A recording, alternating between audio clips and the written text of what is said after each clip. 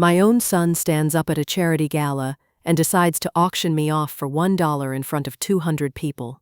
I sat there at table 12 while everyone stared at me with pity. Brandon was smiling at the microphone like he'd just told the funniest joke. "She sits at home writing her little mystery novels," he said. "Maybe she'll even put you in one." Nobody was bidding. The silence was unbearable. Then a man in the back stood up and said, $1 million. The entire room went silent, a different kind of silent. And when that man walked forward and introduced himself, my son's face went from confident to white in about 3 seconds. Because here's what Brandon didn't know, what nobody in that room knew. While he was up there humiliating me, someone had been sitting in the back, watching everything, knowing exactly who I really was.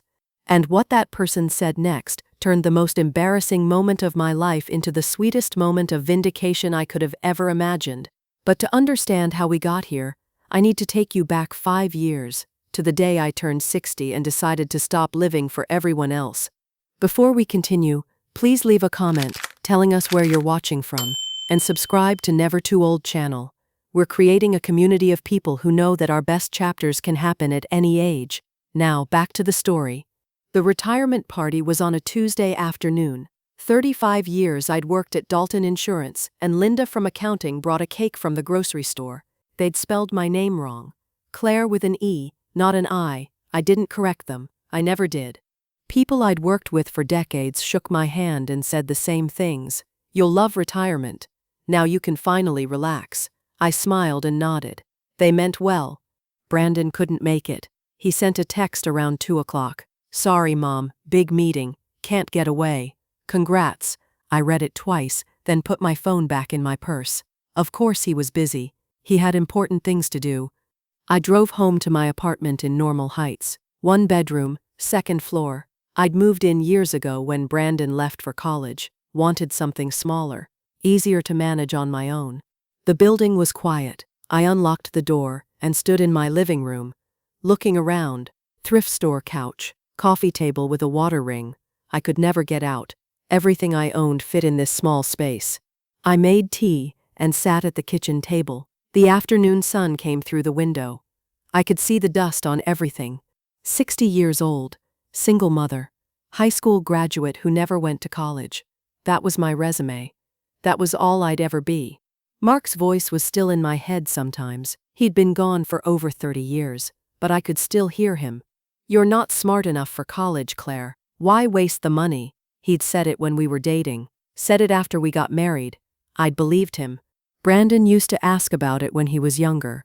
"Why didn't you go to college like other moms?" Not mean, just curious. But every time he asked, I felt smaller, like I'd failed some basic requirement. The other moms had degrees. The other moms had careers. I had a job answering phones and filing paperwork. I'd done my best, worked every day, made sure the rent was paid and there was food in the fridge, put him through college on a payment plan that took everything I had, but my best had never felt like enough. Now he worked at that finance firm downtown, wore expensive suits, made good money. I was proud of him. Of course I was, but sometimes when we talked, I could hear the distance in his voice, like he'd moved into a world I didn't belong in. The tea got cold while I sat there. The apartment was so quiet I could hear Mrs. Rodriguez walking around upstairs. I wondered if this was it now, sitting alone in a small apartment, waiting for my son to remember to call. I looked at the laptop on the counter. I'd bought it a few months earlier, told myself it was for staying connected. But there was something else I'd thought about doing with it. Something I'd wanted since I was young, but never had the courage to try. Writing. I'd loved books my whole life. Teachers used to say I had a good imagination, that I could write. One teacher, Mrs. Henderson, told me I should think about writing more. "You have a voice, Claire." I'd never forgotten that. You have a voice. Like I had something worth saying. But Mark had laughed when I mentioned it once. "You? Write a book? You can barely get through a newspaper." And that was that. I stopped talking about it. Stopped thinking about it. Except late at night when I couldn't sleep. Who was I kidding anyway? I was 60 years old. I'd never even been to college. I'd spent my whole life answering phones and filing papers and trying to keep my head above water. What made me think I could write anything worth reading? Nothing. That was the answer. Nothing made me think that. But I got up and opened the laptop anyway. My hands shook a little as I created a new document. The blank screen stared back at me. The cursor blinked, waiting. I didn't know what I was doing. I started typing. Just words. A sentence about a woman sitting alone. Then another. They were terrible. I could see that immediately. Clumsy and obvious and nothing like the books I loved. The kind of writing that would make Mrs. Henderson shake her head. I kept typing anyway. Because what else was I going to do?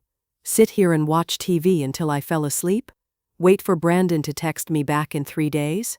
Spend the rest of my life being the woman who'd never finished anything she started? I wasn't smart enough to write a book. Probably wasn't. But I had time now. For the first time in decades I had time, and that was something. I could try, even if I failed, even if no one ever read a single word. The sun moved across the table. The words kept coming. Slow and awkward and probably worthless, but they were mine. I thought about Mrs. Henderson. You have a voice, Claire.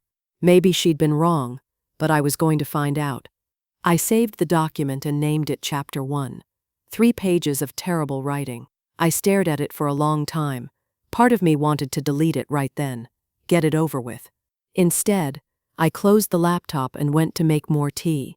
If not now, when? Tomorrow I'd likely delete it. Realize how stupid this was. But tonight, just for tonight, I'd written something. That was more than I'd done in 60 years. I didn't delete it. The next morning I woke up, made coffee, and opened that document. The 3 pages were still terrible, but I added a 4th page anyway. Then a 5th. 6 months later, I had a manuscript. 247 pages about a woman named Helen who'd just turned 62 and stumbled into a murder investigation in her retirement community. She was smart, observant, the kind of woman people underestimated until it was too late. I'd written what I wanted to read, what I wished existed.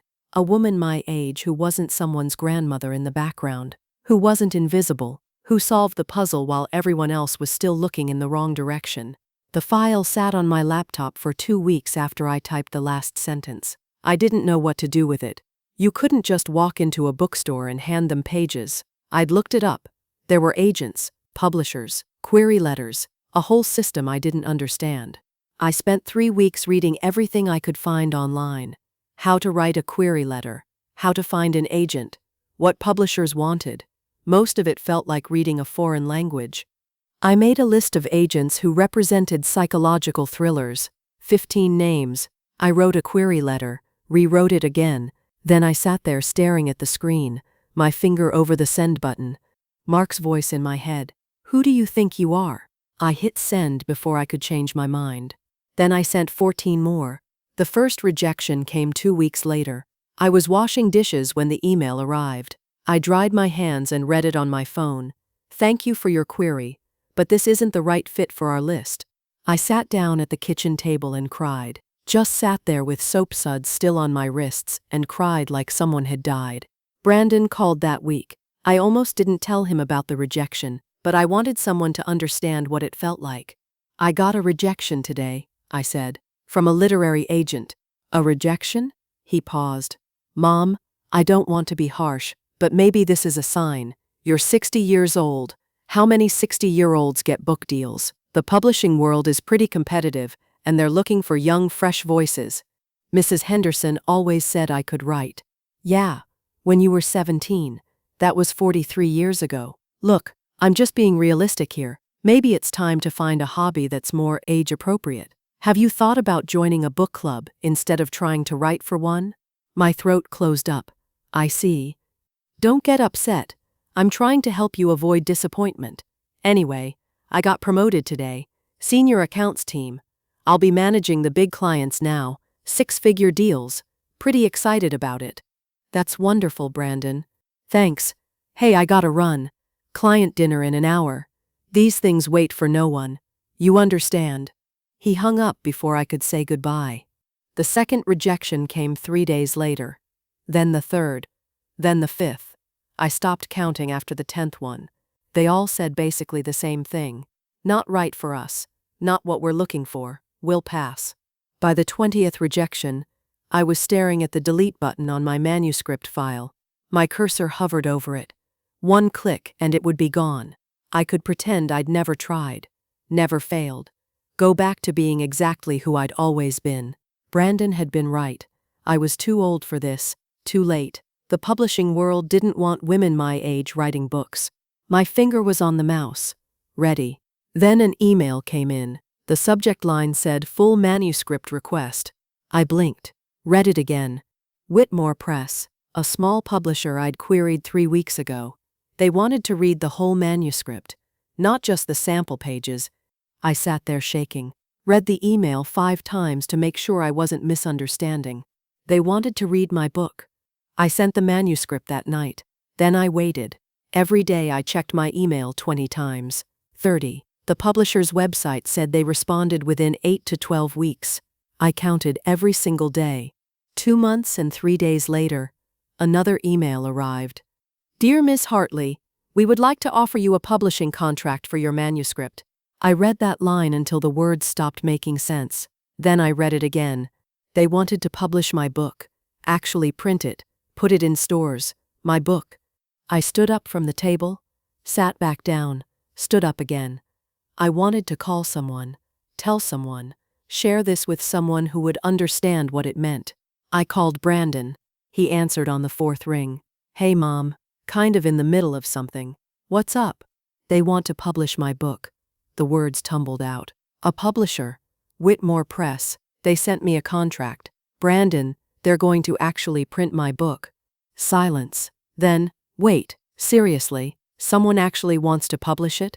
Yes. Whitmore Press. Another pause. Never heard of them. Are you sure they're legit? There are a lot of scams targeting older people who want to be writers. Did they ask you for money? The excitement drained out of me. They're a real publisher, Brandon. Okay, but have you Googled them? I'm just saying. A real publisher probably wouldn't want, no offense, but what kind of publisher goes after first-time authors your age? They specialize in mysteries and thrillers. Right. So what's the advance? $500? $1,000? I read somewhere these small presses barely pay anything. You're not expecting to make real money off this, are you? I looked at the contract still open on my screen. I haven't looked at all the details yet. Well, that's the first thing you should check. Don't get your hopes up about this being some kind of career. It's probably just vanity publishing with a professional name. Which is fine. If it makes you happy to say you have a published book, that's nice. Just don't quit your day job. Oh wait, you already did that. He laughed at his own joke. I should let you go, I said quietly. Yeah, I really do have to run. This client call started 5 minutes ago, and we're talking about a $3 million account. Real high-stakes stuff. But hey, congrats on the book thing. That's different. Talk later. The line went dead. I sat there holding the phone, staring at my contract.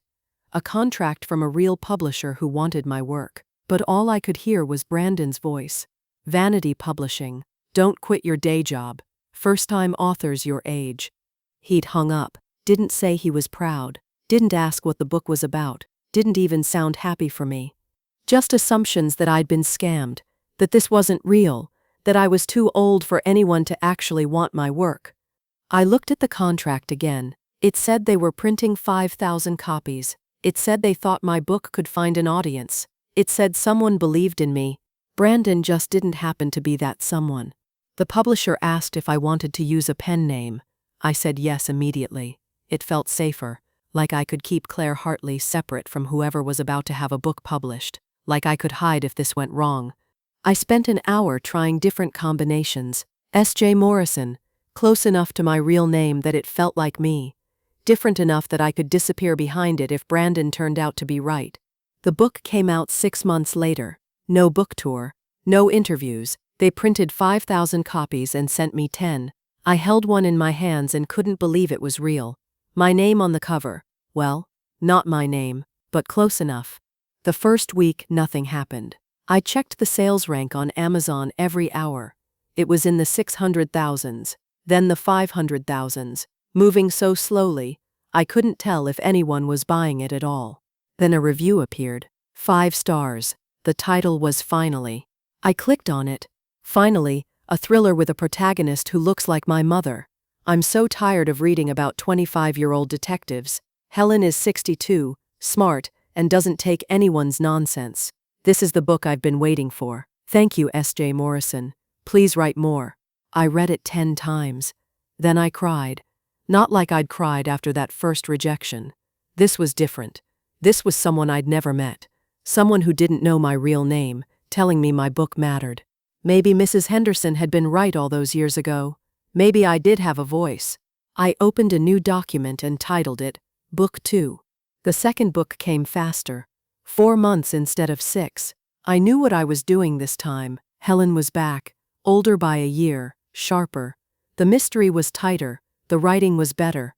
Sales of the first book kept climbing, slow but steady. Reader reviews appeared every few days, most of them from women my age who said they'd finally found a character they recognized. I read every single one. Whitmore Press called when I was halfway through the manuscript. They wanted book 2. The contract they sent was better than the first one. More money, longer deadline. They were paying attention now. Brandon came over for dinner on a Tuesday. I was at the kitchen table typing when he arrived. He'd let himself in with the spare key I'd given him years ago. Still at it, huh? He kissed the top of my head. That's nice, Mom. Keeps you busy. I saved the document and closed the laptop. Book 2 is coming out in 3 months. That's great. He opened my refrigerator, pulled out a beer I'd bought for his visits. Hey, so they're making me senior account manager, youngest person to get the position in like 10 years. Big raise, corner office next month. Brandon, that's wonderful. Yeah, it's pretty huge. Nash told me I'm on the partner track if I keep this up. We're talking serious money in a few years. He talked about his accounts through dinner, the clients he was landing, the deals he was closing. I listened and nodded and asked questions. He finished his beer and stood to leave. Wait, I wanted to tell you about the book launch. The publisher is doing an event at a bookstore in Hillcrest. Small thing, but they're going to have copies for sale. He cut me off. That's really cool, Mom. Text me the details and I'll see if I can make it. I've got a crazy few weeks coming up. He was already at the door, checking his phone. Thanks for dinner. I'll text you later. He didn't text later. 3 months later, Brandon showed up at another Tuesday dinner with someone new. Her name was Jessica. She had straight dark hair and wore a blazer even though it was just dinner at my apartment. She shook my hand instead of hugging me. It's so nice to finally meet you, Claire. Brandon talks about you all the time. We sat at my kitchen table. I'd made lasagna, the one dish I knew how to make well. Jessica picked at it while Brandon ate 2 helpings. Brandon mentioned you write, Jessica said. That's so sweet. What do you write? Romance novels? Psychological thrillers, actually. Oh, she laughed. Same thing, right? Stories. I opened my mouth to explain the difference, but Brandon was already talking about the restaurant they'd tried last weekend. Jessica's hand rested on his arm while he talked. She laughed at his jokes. She belonged to the world he'd built, the one where I was his mother who wrote little books. I cleared the plates. Brandon and Jessica left 20 minutes later. She hugged me at the door, quick and polite. You have such a cozy little place. Very charming. Book 2 came out the next week. The sales were stronger than the first book. It climbed into the top 10,000 on Amazon within 2 days. The reviews kept coming. More emails. More women thanking me for writing Helen. One email arrived on a Sunday morning. I was drinking coffee, still in my robe. Dear S.J. Morrison, I'm 64 years old. 3 years ago my husband died, and I thought my life was over. I thought I was just waiting to die too. Then I found your books. Helen is my age. She's smart and capable, and doesn't let anyone dismiss her. Your character showed me I'm just beginning. Thank you for giving me hope. Please keep writing. We need you. I read it 5 times, then I cried into my coffee. I forwarded it to Brandon with a message. This is why I write. 3 days later, he responded. That's sweet, Mom. People are really nice online, aren't they? I stared at his text for a long time. People are nice online. Like the email was just someone being polite. Like it didn't mean my work had changed how another human being saw their life. But I was learning. I didn't need Brandon to understand. The woman who wrote that email understood. That was enough. An email came from New York 2 weeks later. The sender's name was Patricia Reeves, literary agent. I almost deleted it, thinking it was spam. Dear Ms. Morrison, I've been watching your sales trajectory with interest. Your books are finding an audience in an underserved market. I'd like to discuss representation for your future work. Would you be open to a conversation? I Googled her. Patricia Reeves represented best-selling thriller writers, real ones, the kind whose names I recognized from bookstore displays. We talked on the phone the next day. She had a direct way of speaking that reminded me of Helen. You're writing for women our age, and publishers are finally paying attention. Your numbers are good. Not great yet, but growing consistently. I think with the right publisher and marketing, you could be hitting lists. Real lists. You mean? I mean USA Today to start. New York Times if we do this right. Book 3 is going to be the turning point. Are you working on it? I just started. Good. Finish it. Send it to me. I'll find you a bigger house. I signed with Patricia a week later. She called me by my real name in private, Claire, but to the publishing world I was S.J. Morrison. She was fine with that. Whatever makes you comfortable, the work is what matters. Over the next months, Patricia taught me things Whitmore Press never had. How to negotiate. What to ask for. What I was worth. She talked about marketing budgets and promotional tours like they were normal things authors did. Like I was a normal author who deserved those things. Book 3 sold to a bigger publisher. Real advance. Marketing budget. They wanted to put my book in airports. I called Brandon to tell him. I'd tried to stop needing his approval, but this felt big enough that he'd have to recognize it. They want to put my next book in airport bookstores, I said. A major publisher. Patricia says it could hit the USA Today list. Wow, they're really going for this, huh? His voice sounded distant, distracted. Well, good for you, Mom. At least it keeps you occupied. Better than sitting around the apartment all day. Keeps you occupied. Like writing 3 books that people actually read was just something to fill my time. Like I was doing crossword puzzles. I should go, I said. I know you're busy. Actually, wait. I wanted to tell you. Jessica and I are engaged. We're doing a courthouse thing next month. Nothing fancy. My chest tightened. Brandon, that's wonderful. Let me help you plan something. A small reception at least, or, nah. We want to keep it simple. Jess isn't into big weddings, just close family. We'll send you the details. They got married on a Tuesday afternoon. I wore the nicest dress I owned and sat in the small chapel with 5 other people. Jessica's parents, her sister, 2 of my old co-workers I'd invited because I didn't want to sit alone. The ceremony took 12 minutes. Afterwards, Jessica's parents hosted a dinner at a restaurant in La Jolla. White tablecloths. Wine. I couldn't pronounce. I sat at the end of the table. Jessica's sister asked what I did. Before I could answer, Jessica jumped in. This is Brandon's mom. She writes books as a hobby. Her sister smiled. Oh, that's nice. What kind of books? I opened my mouth, closed it. Brandon was talking to Jessica's father about a client. He hadn't heard, or he'd heard, and didn't correct her. Mysteries, I said finally. I write mysteries. How fun. I should pick one up sometime. She never asked for the title. I didn't offer it. I left before dessert. Said I wasn't feeling well. Brandon walked me to my car. You okay, Mom? I'm fine. Just tired. Thanks for coming. I know it wasn't a big thing, but it meant a lot to have you here. He hugged me, got back to his new wife and her family, and the life he was building that had less and less room for me in it. I drove home through streets I'd known for 40 years, turned on the radio, turned it off, sat at red lights and thought about that woman's email. The one who said my books gave her hope. Brandon didn't understand my work. Maybe he never would. Jessica called it a hobby. Patricia called it a career. I knew which one was right. Book 4 hit the USA Today bestseller list 2 weeks after release. She called me while I was at the grocery store, staring at a display of my own book in the checkout lane. Claire, you did it. Bestseller. I stood there holding a box of pasta, looking at S.J. Morrison's name on that list. Number 17. The money came next. Royalties from 4 books. Foreign rights in 15 countries. Audiobook sales. My accountant called about estimated taxes. The numbers on the screen didn't look real. Over $700,000 in the past year. I'd made more writing in 12 months than I'd made in a decade of answering phones. Patricia explained the production schedule when I asked how I'd managed 4 books in 5 years. You write clean, Claire. Minimal editing. Your deadlines are tight, but you hit them. Most authors can't sustain this pace, but you can. I didn't tell her I'd been writing every day because I didn't know what else to do with myself.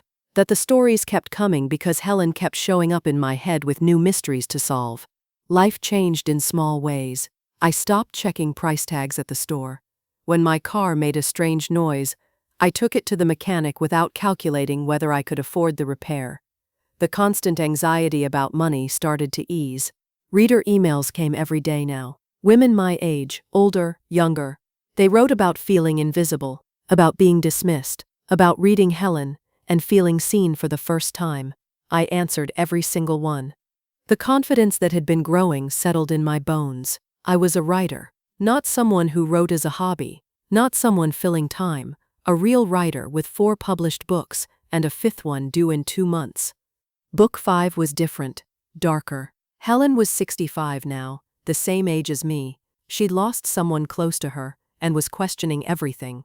The words came hard, but they came true. I was deep in chapter 12 when my phone rang, Brandon's name on the screen. I let it go to voicemail, called him back an hour later when I'd finished the scene. Hey Mom, did you get my message? Sorry, I was writing. What's up? I need your help. Big favor. Something in his tone made me save my document. What kind of favor? The firm is doing our annual charity gala. It's huge this year. We're raising money for children's literacy, and I'm heading up the whole thing. Nash is going to be there, all the partners. I'm up for senior manager, so this has to be perfect. That sounds important. What do you need? Honestly, everything. Vendor coordination, seating charts, day of management. It's in 3 weeks and I'm drowning. Jess is slammed with this campaign at work. And I thought, you're home anyway. You're not busy, right? I mean, just writing. This is really important for me, Mom. I looked at my laptop. Chapter 12 was half done. My deadline was 8 weeks away. Patricia had mentioned important meetings coming up, potential opportunities she wanted to discuss. I have a deadline in 2 months, and Patricia has some things scheduled. 2 months is plenty of time. This is just 3 weeks. Come on, Mom. I really need you. The old pull, the familiar weight. Of course, honey. What do you need? He exhaled. Everything, honestly. Can you come by tomorrow? I'll give you all the details. Vendor list, budget, seating chart template. You're so good at organizing this kind of stuff. We hung up. I sat at my kitchen table looking at the document still open on my screen. Chapter 12 could wait a day. 3 weeks wasn't that long. I'd finish book 5 after the gala. Brandon needed me. The next 3 weeks blurred together. I called florists about centerpiece options, coordinated with caterers about menu restrictions, created seating charts for 200 guests, moving names around until Brandon approved, confirmed the venue, the parking, the audio-visual setup, followed up with the printing company about programs, checked and rechecked the timeline for the evening. Patricia called in week 2. Claire, we need to talk about these meetings you keep rescheduling. There's significant interest in your work right now. Time-sensitive interest. You're missing important opportunities. I know. I'm sorry. It's just 3 more weeks. Family thing. After the gala, I'll be fully available again. She sighed. The kind of sigh that said she'd had this conversation with other clients who'd made the wrong choice. All right. But you're turning down significant interest. I hope this is worth it. I didn't ask what the interest was. Didn't have time. Brandon needed updated numbers for the donations tracker. The caterer had questions about the vegetarian options. The venue needed final head count. Jessica stopped by one afternoon while I was on the phone with the florist. She let herself in, set her purse on my counter. Still working on the gala stuff? She asked when I hung up. Just confirming the flower delivery time. That's great. I mean, you're home all day anyway, right? It's not like you have a real office to go to. I looked at her expensive handbag, and her silk blouse, and her nails that someone else had painted. I have deadlines, Jessica, for my books. Oh, right, your books, she smiled. Brandon appreciates this, He's so stressed with the real work, the client stuff. This helps him out a lot. The real work, as opposed to my books, which were apparently not real work. She left before I could figure out what to say. Brandon called that night. I was trying to write, staring at chapter 12 with no idea what came next. I'd been away from it for 10 days and the thread had gone cold. Mom, the seating chart is wrong. You have the Anderson group at table 7, but they can't sit near the Williams family. There's bad blood there. Can you fix it? Brandon, I'm trying to write. Can this wait until tomorrow? Not really. I need to send the final chart to the venue by morning. It'll take you like 10 minutes.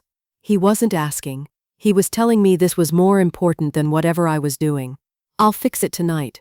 Thanks. You're a lifesaver. Oh, and the caterer keeps calling me about the gluten-free options. Can you just be the point person for that? I don't have time for this stuff. Sure. Thanks, Mom. I gotta run. Client dinner. Talk tomorrow. He hung up. I closed my manuscript and opened the seating chart. My publisher emailed the next day. Claire, we need the manuscript. Are you on track for the deadline? I looked at chapter 12. Still unfinished. 6 more chapters to go. 8 weeks until deadline. The math wasn't working. Yes, almost done. I wasn't almost done. I wasn't even close. I was exhausted. 1 week before the gala, I spent all day at the venue coordinating final setup, where the registration table would go, how the stage would be positioned, where to put the donation display. The event coordinator had questions every 15 minutes. I got home at 7, opened my laptop, stared at the words on the screen. Nothing came. My brain was full of seating charts and vendor confirmations and Brandon's voice saying this was really important for him. I hadn't written in 3 days, the longest gap since I'd started book 5. The venue coordinator called with another question. I answered it, closed the laptop, made tea I didn't drink. I was at the venue again the next afternoon, checking on the floral delivery, when I heard voices in the hallway. Brandon and Jessica. I was about to call out to them when Jessica's voice carried through the corridor. At least your mom has something now with her books. Remember when she was just nothing? This is better. I stood there holding my clipboard, the flower order form in my hand. My son's voice responding, but I couldn't hear what he said over the ringing in my ears. Nothing. That's what Jessica thought I'd been. Nothing. I drove home in silence, sat at my kitchen table, opened my laptop, stared at the blank screen where words should be. Patricia's voice in my head. You're turning down significant interest. Jessica's voice. When she was just nothing. Brandon's voice. You're not busy, right? Just writing. I looked at the calendar. 1 week until the gala. Then I could go back to my life. Back to Helen in chapter 12 and being S.J. Morrison, instead of Brandon's mom who had nothing better to do. After the gala, I told myself, after the gala, I'd set boundaries. I'd say no. I'd put my work first. I'd been telling myself that for 3 weeks. I closed the laptop without writing a single word. The gala was on a Saturday night at the Grand Colonial in La Jolla. The venue I'd spent 3 weeks coordinating, the flowers I'd ordered, the seating chart I'd rewritten 6 times, the timeline I'd created down to the minute. I arrived at 6, an hour before guests. Brandon was there with Jessica, both of them in formal wear. He looked sharp in his tuxedo, important, like someone who belonged in rooms like this. Mom, you made it. He kissed my cheek. Everything looks perfect. You did an amazing job. I was wearing a black dress, simple, elegant enough for the venue. Jessica's eyes swept over me once. She didn't say anything. Neither did Brandon. 200 guests arrived over the next hour. Crystal chandeliers overhead, white tablecloths, centerpieces with white roses. It really did look perfect. Mr. Gregory Nash arrived with his wife Linda. I recognized him from the photos Brandon had shown me. Silver hair, expensive suit, Brandon's entire future walking through the door. Nash took a seat at the head table with the other senior partners. I found my seat, table 12, in the back, not with Brandon and Jessica, who were at table 1 with the firm's leadership. The place card had my name written in calligraphy. I sat down between an elderly couple I didn't know.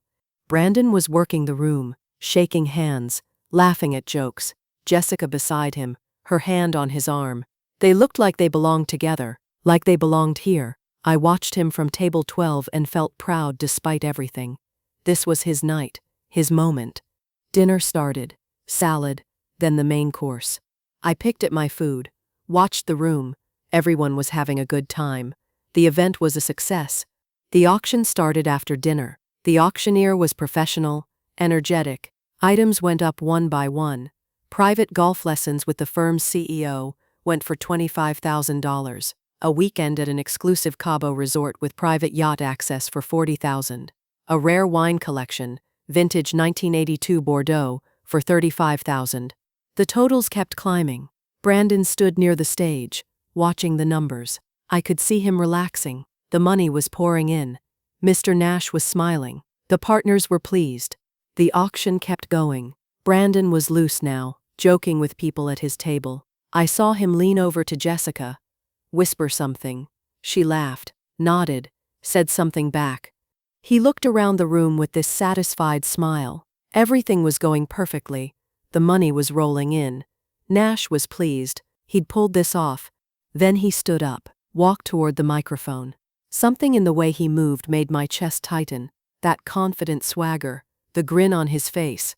He grabbed the microphone, tapped it twice. "Ladies and gentlemen, I have a special last-minute item." I knew. Right then, I knew something bad was about to happen. The room's attention shifted, 200 faces turning toward him. I'm auctioning off lunch with my wonderful mother. And there it was. The most embarrassing moment of my life, unfolding in front of 200 people while my son smiled like he'd just told the funniest joke in the world. Silence, then scattered, nervous laughter, people looking around to see where his mother was sitting. She sits at home writing her little mystery novels. Maybe she'll even put you in one. More uncomfortable laughter. People glancing at each other, not sure if this was a joke or serious. I kept perfectly still, hands folded in my lap, face neutral. Starting bid, $1. Come on, who wants to have lunch with my mom? Complete silence now. No one was bidding. No one was laughing anymore. People were looking at me with something like pity. Some looked away, embarrassed for me, embarrassed for him. I'd had years of practice at this. Years of Brandon saying things that cut without meaning to. Years of holding still while people looked at me like I was something small. Jessica was beside him at table 1, smirking.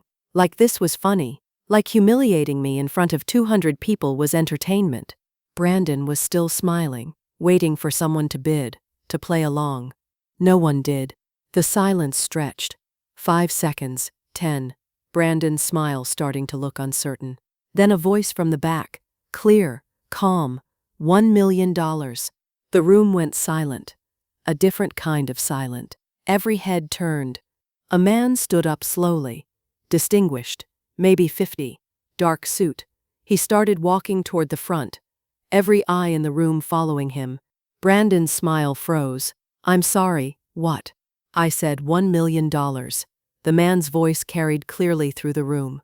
"I'm Peter Lawson, head of content development at Netflix." Brandon's face went pale. "Netflix? I don't understand." Peter stopped in the center aisle, turned to address the entire room. Not Brandon, everyone. "For those who don't know, this woman is S.J. Morrison, best-selling author of the Silent Witness series." A gasp from somewhere in the crowd. A woman at a nearby table pulled out her phone, started typing frantically. "Oh my God," she said, loud enough for people around her to hear. "I've read all her books." Another guest stood up. "Wait, you're S.J. Morrison? My entire book club is obsessed with you." A woman from table 3, the Silent Witness series? Helen is my favorite character. Peter continued, his voice calm and professional. "Miss Hartley, I've been trying to reach you for 2 months about a significant opportunity." He turned to look directly at me. "We want to adapt the Silent Witness series, all 4 books, full production deal with Netflix." People gasping, phones coming out. Someone took a photo. "This is extremely time-sensitive," Peter said. "We have a limited production window. The deal we're discussing is worth tens of millions of dollars. When your agent mentioned you were unavailable because you were helping family with a charity commitment, I did some research. Your son's firm. This gala. I took a calculated risk you'd be here." Peter turned back to the room. "Miss Hartley holds all the rights to her work. Without her approval, none of this moves forward.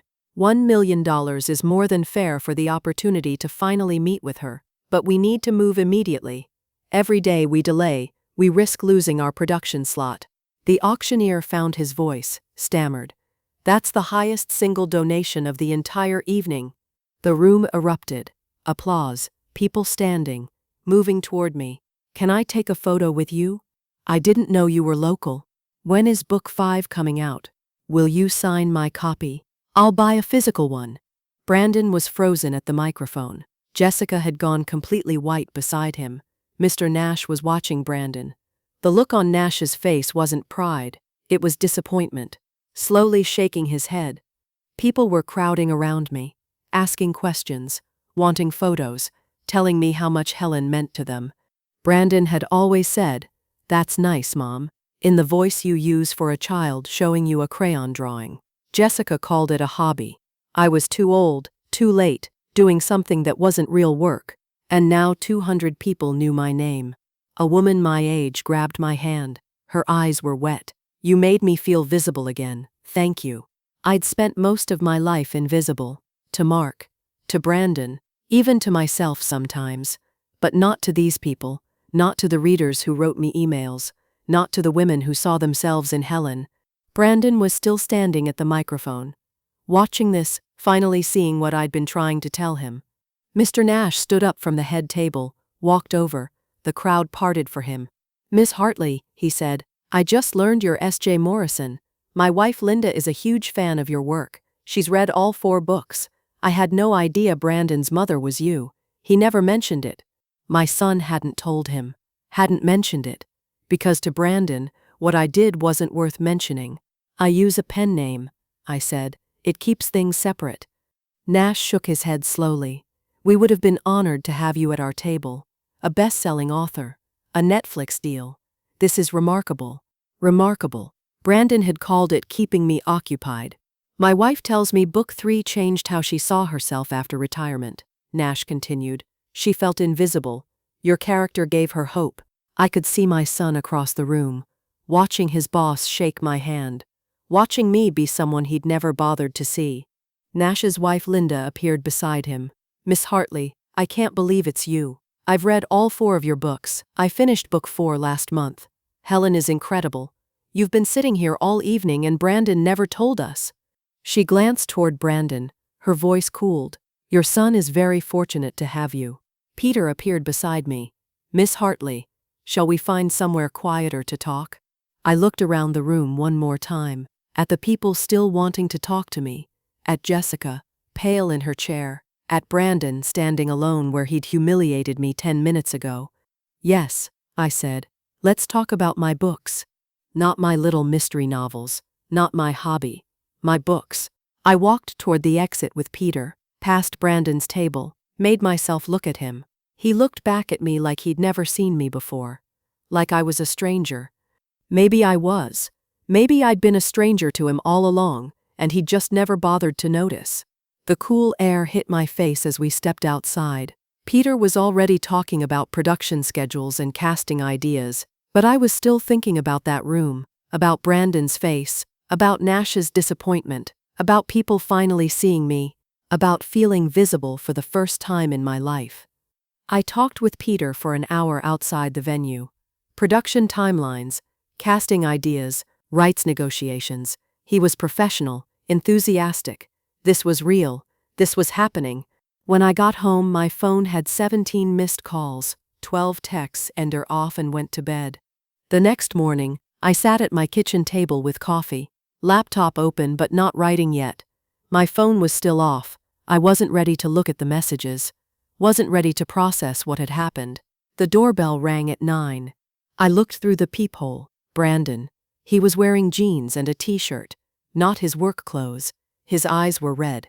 He looked like he hadn't slept. I opened the door, didn't say anything, just stepped back to let him in. He came inside, stood in my living room, the same living room where he'd eaten dinner 100 times, where he'd dismissed my work, where Jessica had called my apartment cozy. I sat at the kitchen table, waited. He sat across from me, opened his mouth, closed it, tried again. "Mom, he stopped, started over. "Mr. Nash pulled me aside after you left. I didn't say anything. He asked me how I could speak about my own mother that way. In front of clients. In front of everyone. Brandon's voice was rough. He said it showed poor judgment, poor character, that the way someone treats their family says everything about who they really are. I took a sip of coffee. Let him keep talking. I thought I was being funny. I thought it was just a harmless joke. His voice cracked. But it wasn't harmless, and your work isn't something to joke about. It never was. I set my cup down. No, Brandon, it's not a hobby. It's my career. It's who I am. His eyes filled with tears. Netflix, $1 million donation, USA Today bestseller, and I called your work little mystery novels in front of everyone. I auctioned you off for $1 like you were nothing. You gave up everything for me, he continued. Working all those years to put me through school. Your dreams, your whole life, and I treated your success like it was nothing, like it didn't count because it wasn't what I do. You did, I said quietly. I tried to tell you. You never actually listened. I'm so sorry. He was crying now. I don't have an excuse. I was stupid and selfish and I hurt you. I'm so sorry, Mom. The old pull was there. The instinct to smooth this over. To say it's okay. To make him feel better. To be the mother who fixed everything. But it wasn't okay. And I wasn't going to say it was. I love you, I said. I'll always love you. But things have to change between us. He leaned forward. Anything. Tell me what you need, please. I took a breath. I need you to stop expecting me to drop everything when you call. I have deadlines. I have meetings that matter. My work is real work, Brandon, not something to fill my time. He nodded, wiping his eyes. I need you to actually listen when I talk about my work, not just nod and change the subject to your life. And I need you to understand that I'm not just your mother. I'm Claire. I'm a writer. I have my own life that doesn't revolve around you. You're right, he said. All of it. I'll do better. I swear I'll do better. You have a chance to prove that, I said. But I'm done sacrificing myself to make your life easier. Those days are over. Can I make this right? His voice was small. Can we fix this? We can try, I said. But you have to actually try, not just say you will. He nodded, hesitated. Jess wanted to come too. She's ashamed of how she treated you. She's been crying since last night. She can call me when she's ready, I said. But you came here first. That means something. I smiled a little. Start by reading one of my books. Actually reading it, not skimming, not pretending. Actually read it and tell me what you think. He laughed through his tears. I'll read all 4. I should have read them a long time ago. I should have been your biggest supporter instead of your biggest critic. Yes, I said. You should have. We sat there for a minute. Then he stood. I stood too. He hugged me. It felt different this time. Like something had shifted. Like a boundary had been drawn. And we both knew it was there. I love you, Mom. I love you too. He left. I watched him walk to his car from the window. Watched him drive away. Then I sat back down at my kitchen table. Opened my laptop. The book 5 manuscript was still there. Chapter 12. The one I hadn't been able to finish because I'd been too exhausted from planning his gala. An email from my publisher was waiting. Claire, everything okay? Just checking in on deadline. I wrote back. Need 2 more weeks. Personal situation resolved. The story will be better for it. The response came within minutes. Take the time you need. We trust you. My phone was still off. I turned it on. 17 more messages had come in overnight. Patricia, Peter, readers who'd somehow found my number. I'd look at them later. The phone rang. Brandon's name on the screen. I looked at it. Then at my manuscript. Chapter 12 was waiting. Helen was waiting. I let it go to voicemail. I'd call him back later. Right now, I needed to finish this chapter.